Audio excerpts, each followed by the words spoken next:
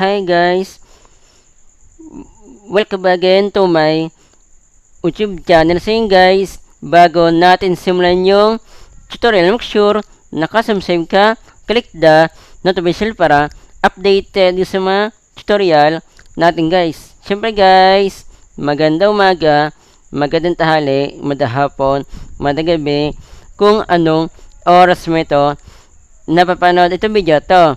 Meron po sa inyo guys na i-share naman po tungkol na naman ito guys sa calculator guys. Meron ka ba guys na cellphone na Samsung A50s? Sa lahat po guys ng naka Samsung A50s po, wala po siya guys na calculator guys. Meron kasi mga ibang cellphone guys, Android phone or tablet na wala po guys na application po na calculator guys. Dito po sa akin na naka Samsung A50s po ako, wala po siya guys na calculator guys. Katulad po dito guys, ito po yung nagpapatunay po na wala po siyang calculator. Hanapin po natin dito guys. Type po natin dito calculator. Wala po lumalabas guys. Paano nga ba magkaroon po ng original po na application po guys na calculator guys sa Samsung A50s guys? Kung meron po kayong negosyo po guys trabaho po, work from home, nag-aaral po kayo guys, basta guys kailangan po yun ng calculator. Ituturo ko po sa inyo kung paano ba mag-install po guys ng original po na application po na calculator sa Samsung A50s guys. Wala po dito guys na naka-install po na calculator guys. Katulad ko po guys, nagnenegosyo po, kailangan ko po guys ng calculator guys. Dito po sa cellphone natin guys, nakadepende po yun sa Android phone or tablet kung dalawa po yung application po nyo guys na pang-install po ng application po guys katulad po sa akin, dalawa po yan. Isa po itong Galaxy Store, then ito pong Play Store. Dito po tayo guys kasi dito po sanay na gumamit po ng pang-install po ng application po guys.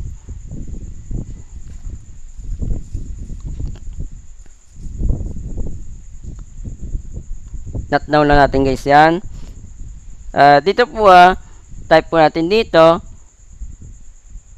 Type po natin dito ay calculator. Pakita ko muna sa inyo guys calculator lang muna. Calculator. Marami po lalabas po dito guys na iba't ibang uri po guys. Ayan. Marami po lalabas po dyan. Ito po yung hanapin po natin dito guys. Itong Samsung calculator guys. Pero mas mabilis po guys kung wala po siyang lumabas po na Samsung calculator guys, ito po type po natin Samsung calculator. Ito po kasi yung original po niya guys. Kahit po sa cellphone po na Samsung 80s guys, 18s guys, ito po yung original po niya guys. So yan, importante po sa akin guys ito. Ito po yung logo po niya. Then ito po yung pangalan po nyo guys, Samsung calculator. Na ito po nyo guys, 1.5 MB lang po siya guys. Kahit na wala po tayong memory card guys, mababa lang po yung storage po ng cellphone natin guys. Pwede po sa atin ito guys. Ayun, install po natin. Naka 128 naman po guys yung yung Samsung A50s. Now lang po natin yan. Ayun, naka-install na po siya guys. Kasi nga po, napakaliit niya lang po guys. MB lang po siya. Ayun, wait lang po natin siya. Then wag po natin dyan i-open kasi hindi po ako sanay dyan guys. Ito na po siya guys, lumabas na po yung calculator guys. Click po natin yan. Ayun, 4 times 5, yan. Ayun, 20 na po yung sagot. Ito po yung ano po niya para makuha po yung sagot. Ayun, 1 minus 1. Ayun, dito pa lang guys, dito nyo na po yung sagot. Kung gusto po nyo masum guys, ito po, yan. Pwede nyo na pong X po yan kung ayaw nyo na po guys. Ayun, click po natin yan. Tatlo po yan guys, isa-isahin po natin yan. Dito muna tayo guys.